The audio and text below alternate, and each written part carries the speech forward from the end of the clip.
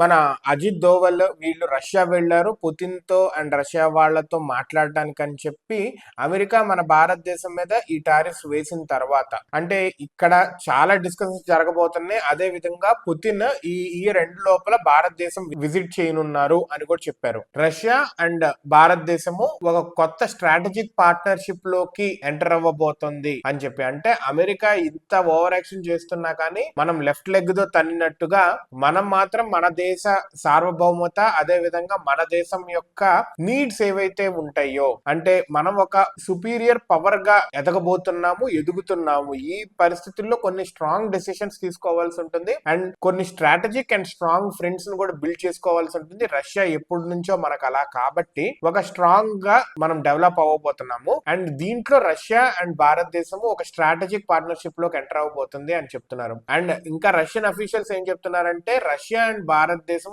ఒక కొత్త world order కి తెర తీయబోతున్నారు అని చెప్తుంది. నాకు తెలిసైతే ఈ రూపీ అండ్ రూబెల్ లో ట్రాన్సాక్షన్స్ జరిగితే ఒక రకంగా ఈ స్విఫ్ట్ కాకుండా రూపీ అండ్ రూబెల్ లో జరిగితే అదొక బిగ్ చేంజ్. భారతదేశము రష్యా చైనా ఈ మూడు కలిపి కూడా in the coming future very strong power కింద ఎదగబోతున్నాయి. ఐ నో దట్ ఇండియాకి చైనాకి కొన్ని డిఫరెన్సెస్ ఉన్నా కానీ we will get together to build as a stronger nation అని నాకు అనిపిస్తుంది.